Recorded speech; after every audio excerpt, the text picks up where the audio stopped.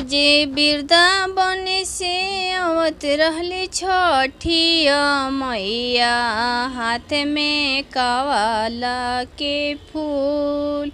ओ जे वृंदावन से आवत रहली छठी मैया, हाथ में कावाला के फूल।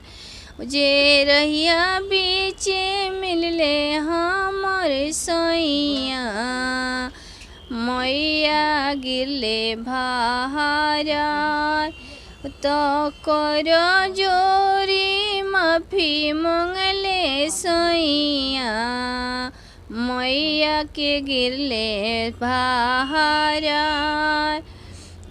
जे पहिले धनिया छठ कैली, माफी करी जरूर।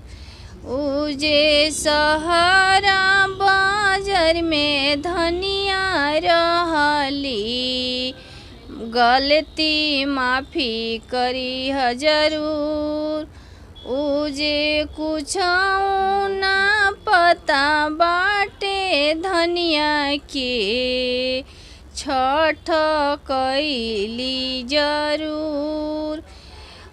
जे हाथ जोरी बोले ले कवन सेवखा, गिरले गुड़ पे भारा। जे गलती कवनो करी है धनिया, माफ करी जरूर। जे पहिले बरत कैली, धनिया के पता ना कुछो। जे माफी क्षमा करी छठी मैया, गलती करेम जो माफी जरूर। जे कोई खसुर छठी मैया, माफी करेम जरूर। हाथ जोरी बोले ले कवन सेवखा, मैया माफी करम जरूर। जे चली मैया हमारा घरे, कोसी भरब जरूर। जे धनिया हमारे करेली छठ पूजनवा, माफी करम जरूर।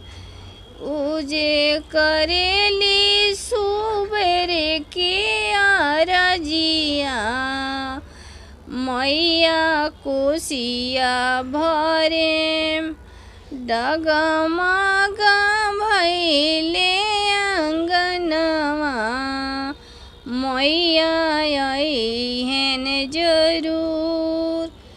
कोसी भरबो जरूर, अर्घ देबो जरूर।